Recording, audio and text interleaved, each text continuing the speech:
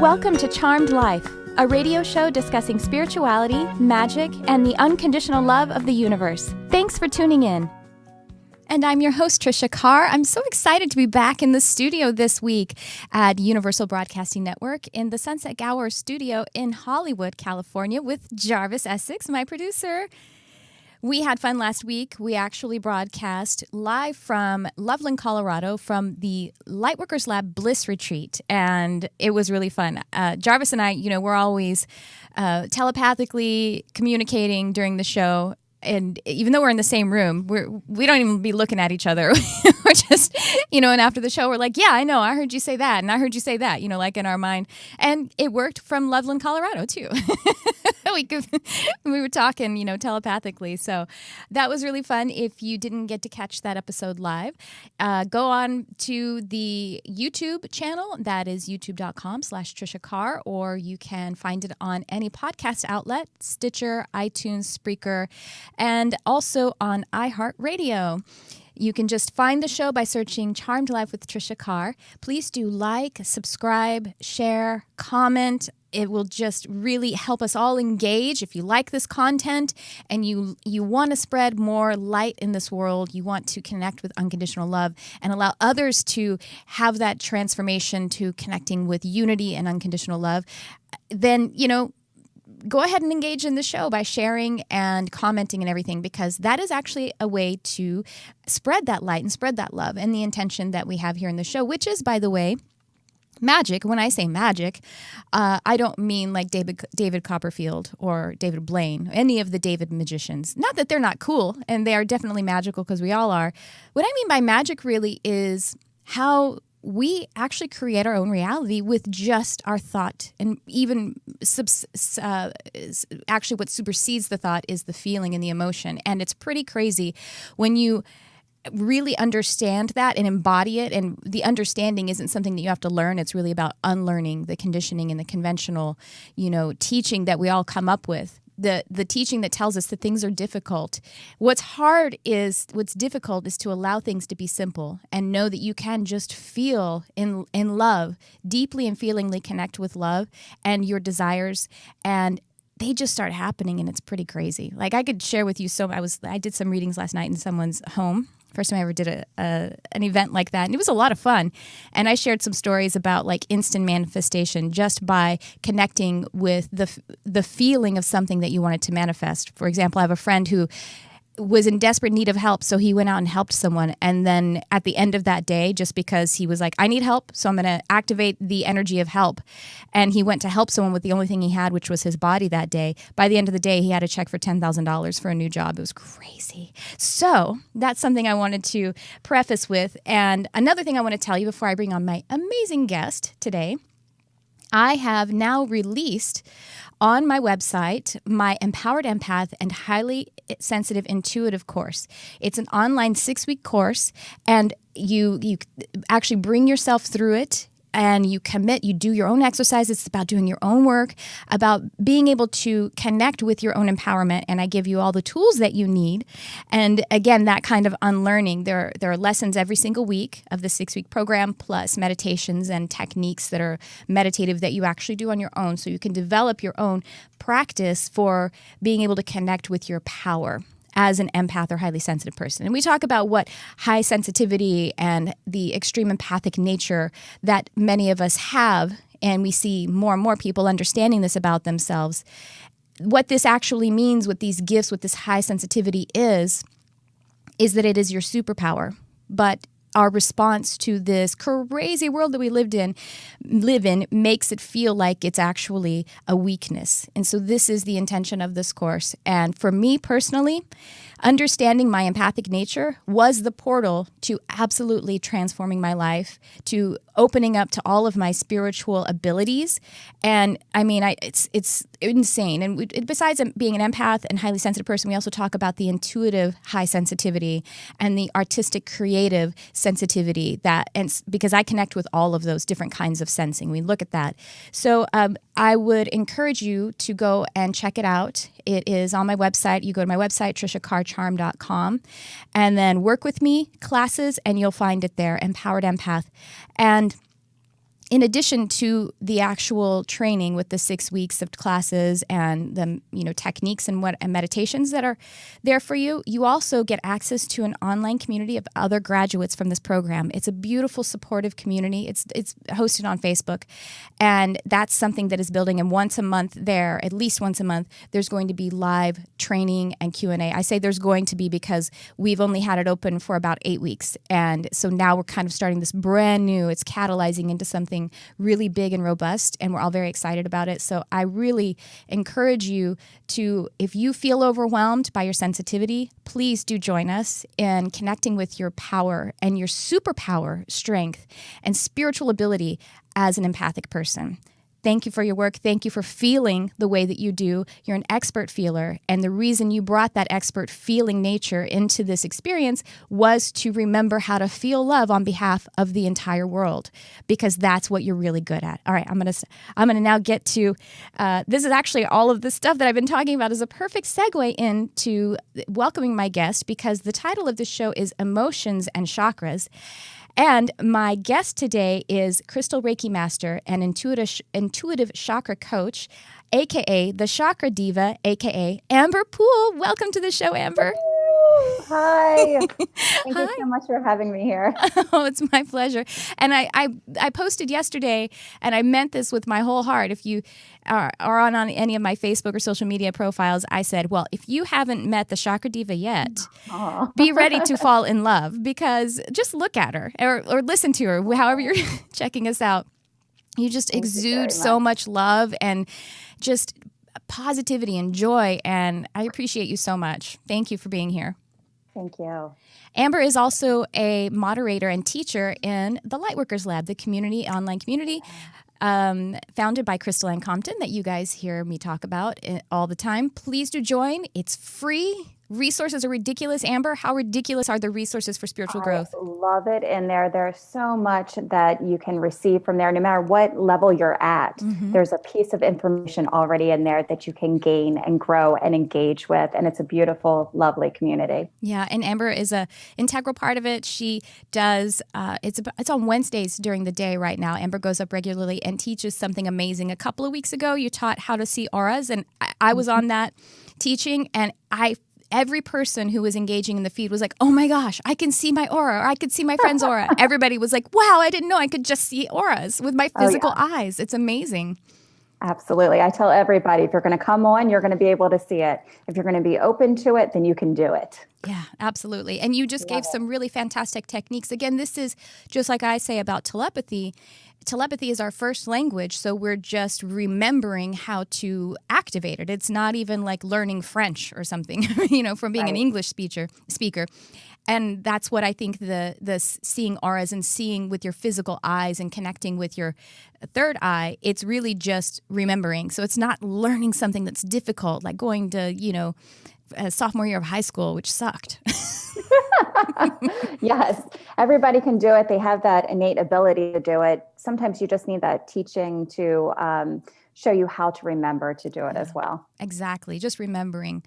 Yeah. And I should say that we are taking calls, 323-524-2599. If you have any questions about, I think in particular, I'd love to make a call out to folks who have questions about, hey, am I psychic? Do I have intuitive abilities? How do I do that? How do I feel that? How do I connect with that? Because I feel like that's the energy that we can really tap into today, is answer some of those questions, even more so than if you wanted a reading or something, which we're open to as well. But I think that that's kind of the vibe of the show today. And with that, Amber, can you please tell people a little bit more about Amber Poole? You want to share about your work, your journey, anything like that? Give us a little background.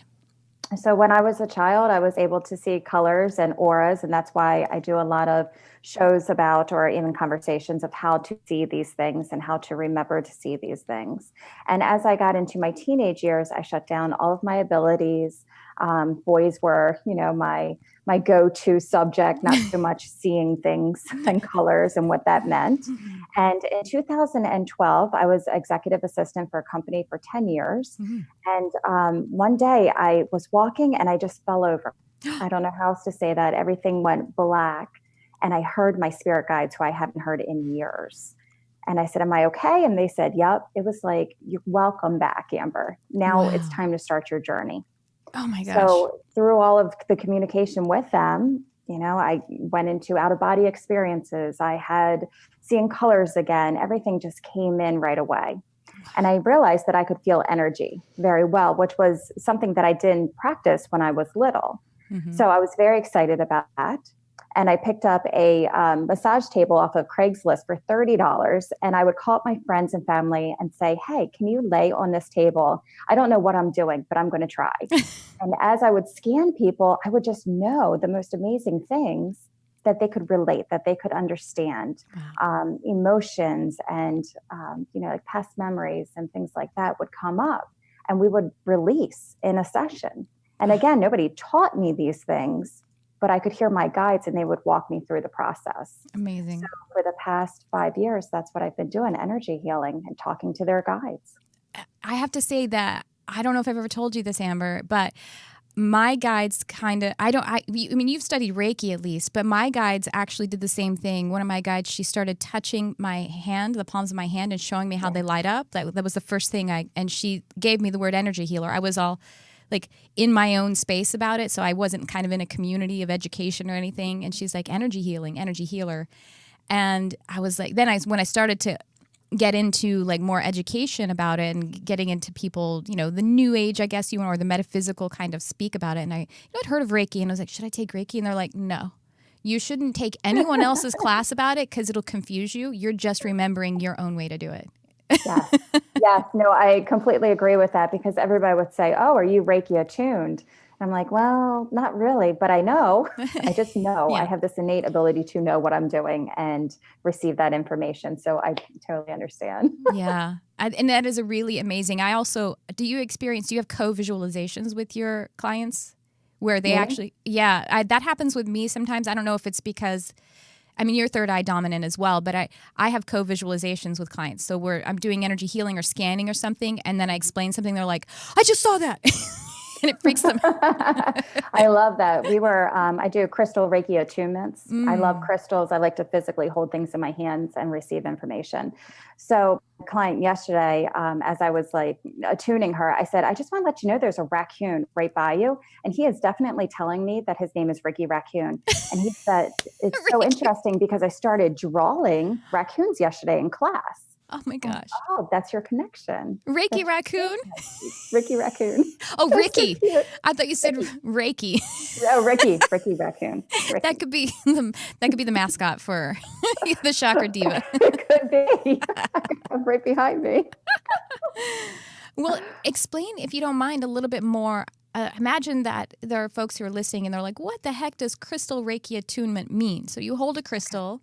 And walk us through the process, your experience, how that works. So crystal Reiki is different from a Sui Reiki. Crystal Reiki, you receive 17 symbols, and they all do different things from grounding to psychic development, crossing animals and people over, internal healing, external healing. So you receive 17 new symbols, and you draw them on crystals, and then you place the crystals on the body to align the subtle energy body around it, as well as bring in the energies that you want to have. So if you want to be grounded, you would use a grounding energy symbol for that person. And you draw it with like an actual... A wand. Oh, like okay. I see. A wand. Mm-hmm. You have you become attuned to your wand and you use your wand for everything.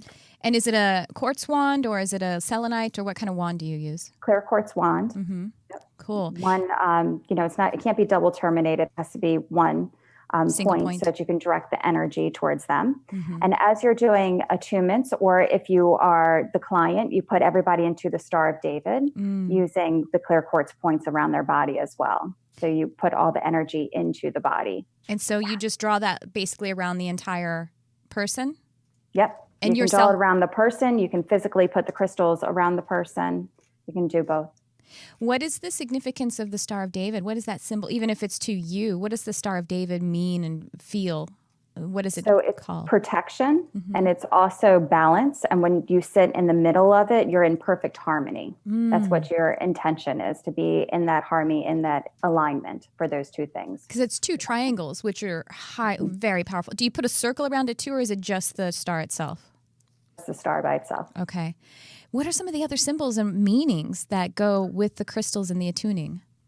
We do a centering symbol. So usually you put the centering symbol on a crystal, and then you put the crystal into your solar plexus, right? So that you find your centering within yourself. There's another one for Kundalini, Reiki, Kundalini symbol. It's like moving, healing, like emotional energy, sexual energy. You would use that symbol. For your sacral? I'm sorry? I'm sorry, you put, and that attunes on your sacral, is that what you're saying? And that would be for your sacral. There's a spinal one that you can use. So if you have any nerve damage or if you need spinal help, so you have back pains, lower back pains, upper back pains, you would use that symbol. So there's 17 of them. So you can use a mix and match and talking to your higher self, talking to ancient civilizations. Wow. It's really unique. And people can do this on their own. And I think, would you agree that they don't even necessarily have to understand exactly all of the things that the symbol means at the time, but they could call it in and activate and do their own attuning for themselves? Would you agree? They sure can. And you can also do it long distance. So you can grab a picture or photo of somebody who you want to give healing or send healing to, put the photo down in front of them, and then draw the Star of David, and you're putting your symbols into the picture. So you are energetically sending these symbols of what you want for them, the high vibrational healing. That's interesting. And so I'm just thinking of that as like, it's a psychic email. You know, obviously someone can open it and care about it or not, but if they do open it and it can open their heart and invoke, you know what I mean? Like if you wrote a really heartfelt, loving, healing email to someone, they still have the choice to allow it to heal them or not, but there's a good chance that it will. Yes, if they want to accept it. And you can also do it for animals. You know, animals, a lot of them, they move around. They don't want to stay still. Some of them do. Some of them who need healing will stay still. But sometimes they won't. And you can't chase after them with your hands and say, wait a minute, hold on. You know, so you can have a photo of your animal in front of you and you can send them healing as well. I have tried to look at my cat's chakras with my pendulum, you know, just for fun. Yeah. And here's my pendulum actually. It's just a ring on a chain, and you know it'll spin with this. I have to make it spin if it's not over anything. So it'll spin clockwise if the chakra is kind of like going its normal way. So I was trying to do it on my cat once, and he's like batting it, and it's a toy, and I was like, no, I'm healing you, honey. So the other method that I do that you might want to try with your cat is drawing a picture. I call it the gingerbread person. And you put their chakras going up, and then you take your pendulum and you go over each one to analyze the status of what's going on. Right. So it doesn't have to be over the actual body of the kitty. You might be able to do that for your kitty. And animals have the same chakra system that we have, and then additional ones because they kind of have, like, for example, dogs, their nose chakra is kind of way more robust than ours. Are you familiar? I mean, I don't know how much you do work with animals. I don't work with animals. Oh, I don't, but I do know the chakra system. I've read about it. Yeah, seen them. Their chakra system, yeah. And I'm not as expert on it, but some of it is also just remembering. I think, you know, I definitely draw upon other lives where I was an animal healer, kind of even, you know, well, more primarily. That is kind of very primary to what I do now, too. So, I think Jarvis is putting up a picture of a dog's chakra system. I love it. They're really cute.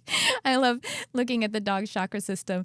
There's one photo I found of the dog chakra system, and it's like it's a picture of an English bulldog, I think, and he's kind of stretched out because it shows you like his tail chakra, you know, because they have a root chakra, but then they also have a tail chakra, which is kind of like a minor chakra to the root chakra, you know? Okay.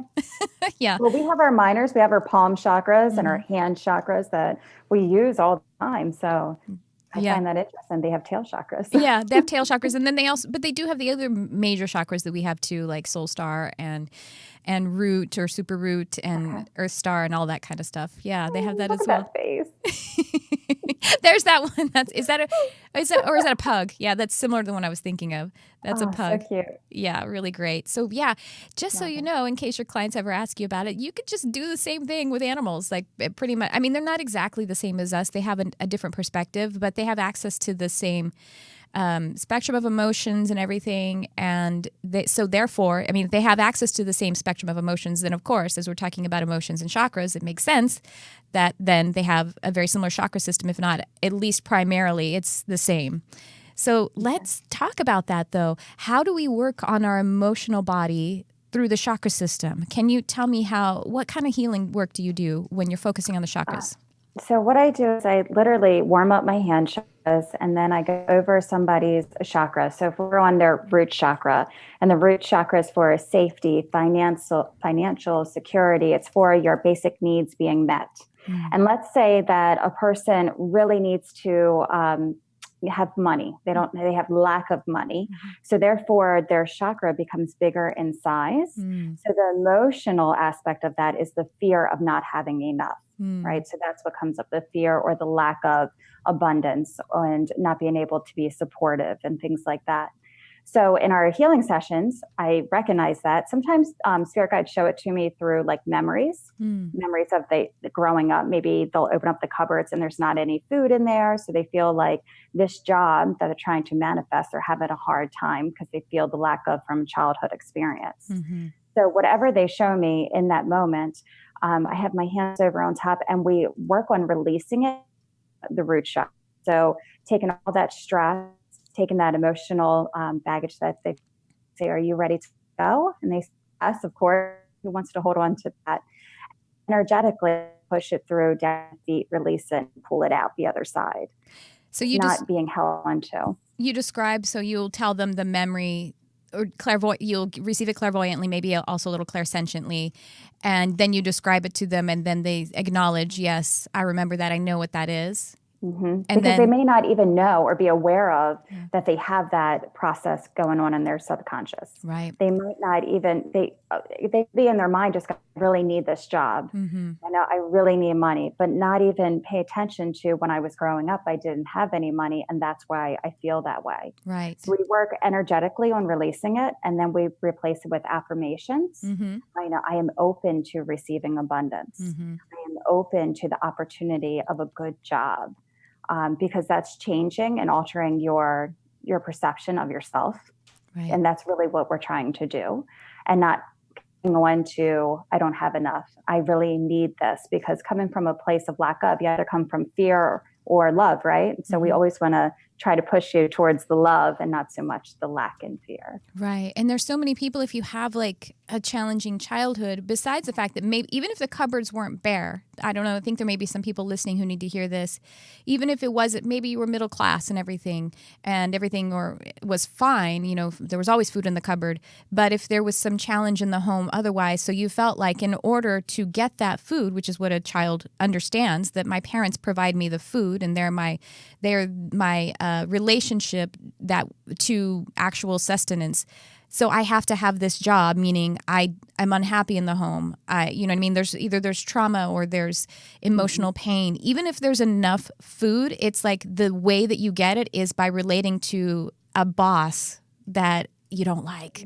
You know what I mean? Like your parent, or I love that. Or if your parent, or coming through your parents' filter, perhaps your parents' filter is, it's scary, I hate my job. You know what I mean? Like even if it's not directly to the child, but you're still getting it through the filter of your parents, which is maybe scarcity or lack oriented, you know? Yeah. Yep, it's always that the boss. I love that because it's an authority figure. So it doesn't have to be your parents. Right. But it's, oh, you know what? My mom, like I used to always attract these women bosses that yelled at me all the time. Yeah. And I'm like, what is that? But then I realized my mom used to yell at me all the time. Oh my gosh. I go, oh, we're not going to play this game anymore. And we're releasing that. Yeah. I don't need mom anymore. No, we're done with that. You know, I need my mom, but I don't need her like that. Right. She doesn't have to stand in the way of my food. Emotional aspect I kept holding on to until I always say use the F word. Forgiveness. Okay. So that's like loving yourself for whatever aspect or part you had within that interaction, loving. And even if you can't love the other person, but end up forgiving them, forgive yourself for holding on to that for so long. Right. You don't need that. Right. So we always use the F word in my studio. Yes, because forgiveness is, they say, well, forgiveness is, it doesn't release the other person, it frees you. That's what it's about. And that's actually what I was mentioning at the beginning of the show, that if you need help, go help someone, because you're just activating. The universe is very literal. So if you are, and the things that are in your face causing you pain and suffering are the keys to actually releasing that very pain and suffering. So if you're angry at your mom, go in and forgive her, but it really ends up turning into forgiving yourself. It always ends up having nothing to do with the other person. They are just this really powerful partner to help you to direct that into yourself. But you have to go in unconditionally with the intention of forgiving your mom, right? In order for it to become genuine in, deep inside of you. We talked about that a lot. Even if you can't forgive that other person, because some people are like, I could never forgive my mother for what she did to me, or my father, or whatever it is.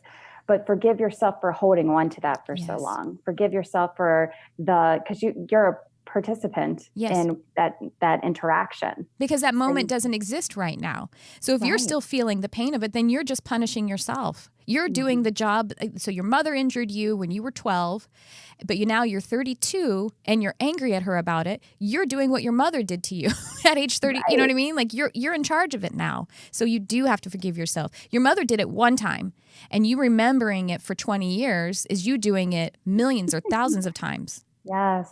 Right. Yes. And that's one way to let go of those emotions that you hold in your chakras. Right.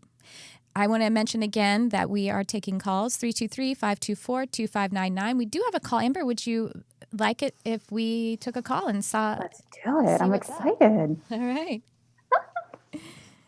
Hi, you're on the air. Who's this? Hello, this is Justine McLaurin. How are you? Good. I'm great. Justine, you said, is your first name? Yes, Hi. Justine. Hi, Justine. Amber Poole is on with us as well. Wonderful. Wonderful. I've enjoyed your show. I've really been trying to work on my own energy healing and forgiveness, and just really trying to find the right path for myself. Mm-hmm. Amber, are you picking anything up for Justine? If not, I can go ahead and tell you what I'm feeling. She mentioned her heart chakra, but I'm feeling really strong in her sacral chakra. She didn't mention her heart chakra, but I wrote down heart chakra too. Did she? I don't think she said heart. No, we both just heard it. No, I didn't, but you guys are good. I wrote down heart. Jarvis, it's hard to see on the screen, but I wrote down heart. Oh, that's so funny. That's very funny. Did you hear it too, Jarvis? I heard her say heart, and I was like, heart chakra, but I have to use my hand. So as I'm taking my hand and going up, I get a lot of emotion on not baggage, but like I call it dense energy in the sacral, which is relationships, emotions, going with the flow of things as well. Mm-hmm. Yes. So that would make sense. I just made a huge transition. Oh, okay. And so sacral is trying to catch up there too. Root and sacral would be trying to catch up there too, because the primal nature, which is really activated there in those lower chakras. The primal nature, or we could say like the core of the ego, which is wanting to keep us alive. It hates change. It hates transition, because the reason of that primal nature is, if we have changes, we could die, because all of the things we've done so far hasn't killed me. So why would we change anything? Right. So there's a real fight. And so sacral maybe spinning real hard to try to get into a flow again, which is another thing that sacral supports. But you're working on is that the reason that we all three, because Jarvis felt it too. Jarvis heard heart. Are you intentionally working with your heart chakra? Is that why we picked up on that? Yeah, definitely. Okay. Definitely. Absolutely. Working on that, working on forgiveness. I just sold my house and moved from Atlanta to San Diego and left, my fiance there. He's supposed to be coming in a few months, but that would be the relationship. My children are going to be here and there part-time. So there's just a lot, a complete transition. Okay. Well, I mean, absolutely keep working on the heart, because the heart is the first of the unconditional of the spiritual chakras, and the higher chakras can heal the lower chakras. Particularly the heart is pretty powerful. It can heal all of them, but that doesn't mean that you can't also spend special time with listening to each of the other chakras. I actually do a chakra questioning exercise where I feel into the chakra, that energy center, whichever one it is. Sometimes I do all 7 of my body. Actually, this morning I did Earth Star chakra too. And I just feel into it. I maybe visualize it, but feel into it with my, my clairsentience or just like with my emotions. And then I say, what do you have to tell me about? And then fill in the blank and just listen. Okay. Yeah. That's perfect. Thank you. Yeah. And you'll feel the energy. It's kind of like your own little councils, your own little oracles. You have 7 little oracles located in your body. more than that. Nice. Very nice. Is there anything, I've felt like a calling towards like kind of like Reiki or some other healing mechanisms, crystals as well. Is there anything that you can give me confirmation on that, or? I'll go ahead and let Amber answer that. That's also your heart chakra. So your heart chakra, your palm chakras are extension of your heart chakra. So when you sit here with your heart chakra, you may warm up and tingle. Have you experienced that yet? She said you broke up a little. She said you may feel your hands warm up. Okay. All right. So as you're working on your heart chakra, you're also going to feel your hands, because that's giving and receiving energy, are going to warm up. And it's doing that to prepare you for the healing that you're going to do. Have you experienced that yet, Justine? Wonderful. Have you experienced that, or perhaps is it something she could look out for? Yeah, definitely. Absolutely. Great. No, I have. I've felt a lot of transition and changing and tingling and warm, and I just need to do more meditation. And nope, that's your verification. Yeah. That's your message for you. They're saying you are ready. You're tingling. You're ready to go. Okay, wonderful. That's good. Thank you so much. Do you think starting with friends and family, is that a great way to start? That's what I did. I literally took my massage table, whoever would have me over their house, I would go over and say, I'm going to scan you, and we're just going to experiment and see how this goes. Mm-hmm. And that's really that experimenting, giving yourself permission to just experiment. You get in such allowance because there's no harm then. You know what I mean? No one's given you money yet. So you're not like, I have to perform. I have to be awesome. I have to be Jesus Christ right now. It's like, I'm just experimenting, it just completely allows you to play, which is an energy of creativity, which is an energy of healing. So, yeah. And then after a while, you do that so many times, you're like, heck yes, I can be Jesus. I got this. There's no pressure here. Let's talk. Anything else, Justine? Thank you so much for calling. Justine, is there anything else you wanted us to look at real quick? No, that's it. Unless you guys have anything. That's really more just looking for confirmation, and I'm on the right path. I see you also working with Jophiel too, and maybe that's right now, and that makes sense because I could see her really supporting that emotional aspect that, the sacral's it's burning a little hot right now, trying to catch up to what's going on. And Jophiel has a very gentle energy, and she's really lovely. So I see Jophiel working with you right now, or maybe she works with you. Maybe she's kind of a major part of your spirit team, but I see that energy as well. Thank you. Thank you very much. You're welcome. Thanks so much for calling in. I hope you call again another time. And good luck with all of that. Sounds Absolutely. awesome. Thank you. Have a blessed day. Thanks, you as well. That's really funny, Amber. You're like, I heard you say, you said heart. And I was like, she didn't say it. I really thought she did. I don't know why. No, it was like, okay, she's working on her heart. That's really good. It was so telepathically loud that we all thought that she just said it. I knew she didn't say it because I wrote it down, so it helped me to. I realized that she didn't actually say it anyway. See how magical we are, everyone. I love it. You just have to open up to it, and you just have to say yes to it. Yes. And again, it's this is what I tell people, that it isn't that you are becoming a magician yourself. You are, again, remembering, and you're just connecting to what has always been there. You actually, I tell people who are developing their intuitive abilities that it's mostly a matter of learning how to stop doing things and just allow divine to flow. Being outside of the box, right? That's what I'm so used to. One day I'm going to be open to giving it any way that I can. That's a great photo. I love it. So what else do you do? So you actually have a studio. You actually have an actual store. I do. I'm very excited. So I just opened up a store location. It used to be, quote, boutique, because everybody who would come in were able to get tumbled stones. And now I just went to a new level. What is it? Tell us about your new level. Let's go crystals. So whenever you come in Bel Air, It's a wellness center. You can come in and you can buy any kind of crystal that you want, and sprays. I love making sprays. And, like spheres are here, and different kind of things that you can create. And then back, we also do, because I teach people how to be crystal Reiki practitioners, we have a big night where anybody can come, you can practice. We do crystal Reiki shares, and it's lovely. It's because I didn't have a place to go when I was practicing. I wanted to make sure that other people have a place. I don't just attune you and say, see you later. You can always come in and use a room and, have one of my clients, because they always want to be practiced on anyway. Right. So it's really nice. I also created my own cards. Oh, yes. Thank you for mentioning those. I saw those on your website. Oh, can I show you? Yes, please. Okay, good. So these are crystal. I don't know if you can focus in on this. Yeah. These are crystal cards. Ooh, it goes this way. I'm sorry. Yeah, that's right. There we go. So that's the third eye, and that one's for dreams. And a lot of times, these are all reading energy. It's not, like tarot card readings. It's what energy should I work on today? You know what? I'm going to work on my throat chakra and discovering the truth within. And then it has the crystals that you might want to carry with you, or put under your bed, or remind you that you are being genuine to yourself. Wow. That you're going to create affirmations with them, right? So the affirmations will, I live in my own truth. I value my truth.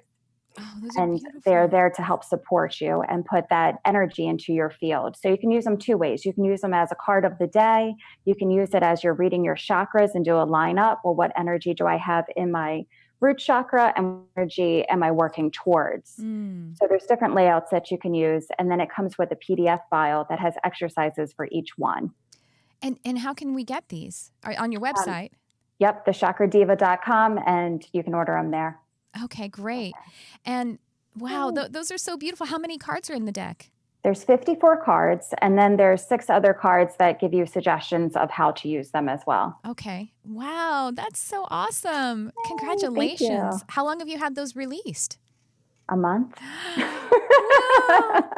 And can people also buy crystals online from your store? Not yet. Not yet. I am working on it. I am working on hiring a new staff. I need staff now. Yeah. Oh, nice. And but you do your crystal Reiki, and you do intuitive readings and everything remotely as well. So folks that aren't local to you can go to thechakradeva.com and book sessions with you, right? Correct. Yeah. Yep, absolutely. Because the crystal Reiki attuning and everything, it works remotely as well, just as well as it works in person. Yes? Correct. Right. Yes, absolutely. And I even have a group online that's just for my crystal Reiki practitioners, so that if they have any questions and they're not here with me and they say, hey, I was doing this and I got stuck, what do I do?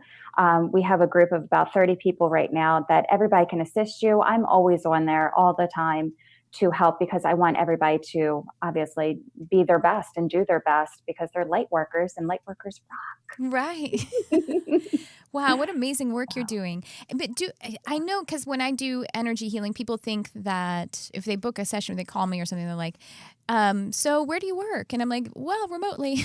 Because especially the type of work that I do, it is just clairvoyantly looking in the field, talking about it, releasing it, moving things around, bringing light in, doing light work in that way.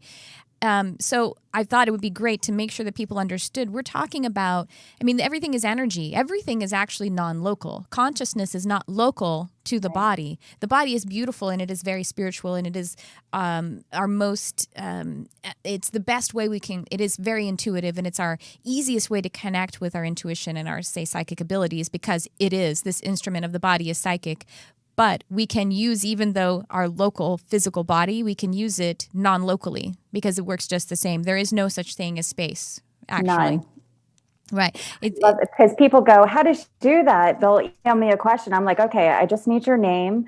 And then I just ask questions. I talk to your higher self. I bring in your spirit guides.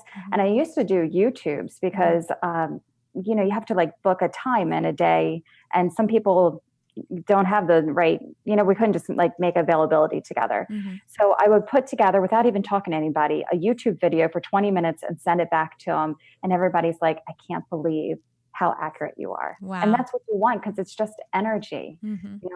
Our minds that restrict us from believing that we can't enter that field, but we most definitely can. Oh, it's so beautiful. Wow, that's amazing. Do you have a YouTube channel now that people can go check out? Do you do other things on YouTube? I do. The YouTube channel is the Chakra Diva.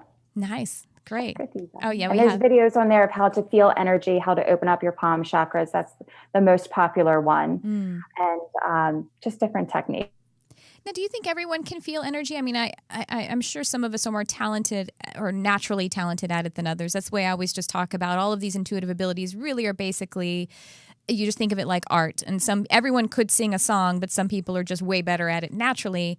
And then other people work really hard at it and get way better at it. Do you see it that way as well?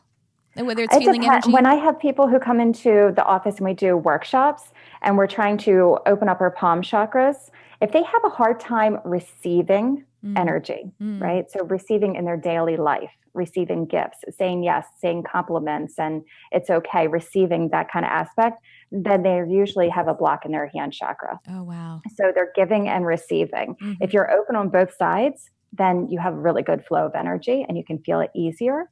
So that's where I feel like people get stuck at if they have a hard time receiving or giving. Right. It depends on their hand chakras.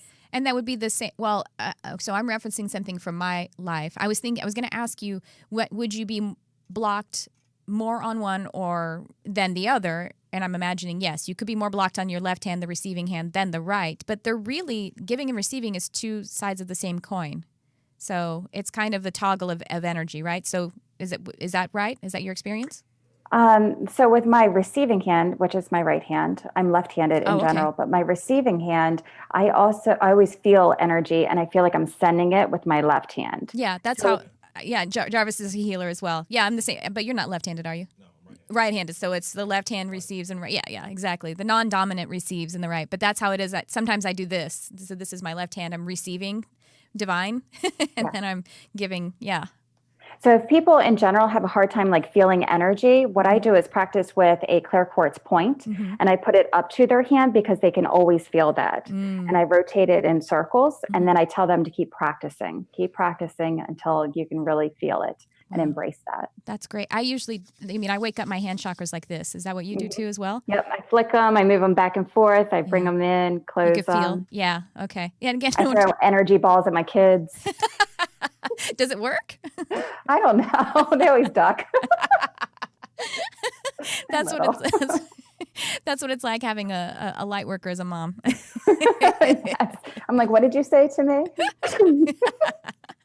I think I told you, I mentioned once, I heard Dr. Wayne Dyer talk about how his little 9-year-old daughter who's very opinionated, and she was arguing with him. She was mad at him about something, and he said to her, well, you must be pretty mad at yourself then. And she's like, what do you mean? And he's like, well, because you picked me. And she's I love that. What? And he's like, yeah, you picked me to be your dad. And she's like, you're saying I picked you and mom? And he's like, yeah, absolutely. So you must be pretty mad about me about that right now. And she paused and she goes, well, I must have been in a hurry. Oh, that's a good one. That's a good one. I say my kids teach me the best lessons. Yeah. They really do. Oh, they do. Like they know how to get under my skin and figure out all those little things about me. And I'm like, okay, I have to practice patience. They're teaching me patience. Yeah, they can get right into that shadow and they're so natural. They're just like, here's this thing. Look at that, Mom. Yes, absolutely. And I hear sometimes my husband, he's like, oh, somebody brings out the worst in me. I'm like, they're not bringing the worst out in you. You're there to understand something, to learn something. Yeah, they're being a partner to your inner being. Your inner being is trying to bring out the best in you. And so they're partnering with that. Yep. So I always say thank you. And no matter how mad I am, I'm like, okay, this is a lesson. Just say thank you. It's so true. And you know what? You don't have to be perfect in your energy, because I've been before gritting my teeth going, thank you. I orient to love in this situation. And it will just the tiniest bit of shift to it, just the intention, even if this bigger feeling is kind of surrounding it, it will work anyway.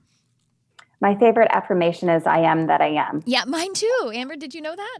No, I didn't know that. It is. I do it every day. Almost all of the lives I do in Lightworkers Lab, and almost like most of the sessions that I do, we end with I am that I am, because I am that I am, and I've talked about it on the show. I am that I am is present and eternal at the same time, in my opinion. Well, when I'm angry, I'm like, I am that I am, and I am mad. Yeah. I am that I am, and that is okay. And I take myself accepting. through this whole entire process until I come back to I am that I am. Yes, the first I am for me is accepting everything that I am right now, everything I've become and everything that I am right now. And that I am is the part where it expands out into eternal, oh gosh, I love that. And what a great way to end the show. We do have just a few seconds left, so please do tell everyone how they can get in touch with you again. Sure, absolutely. You can find me at thechakradeva.com. That is my website, and also on YouTube, The Chakra Diva, as well as Facebook, The Chakra Diva. And pick up her cards. I'm going to I'm going to go and pick up a deck of those. They look amazing. I'm really excited about them. Thank you very much. Thank you so much for being on the show, Amber Poole, the Chakra Diva. What a wonderful show. Thank you for contributing so much of your light and your love here. Thank you for being a part of the Lightworkers Lab, as we both are. I hope you guys will join the Lightworkers Lab.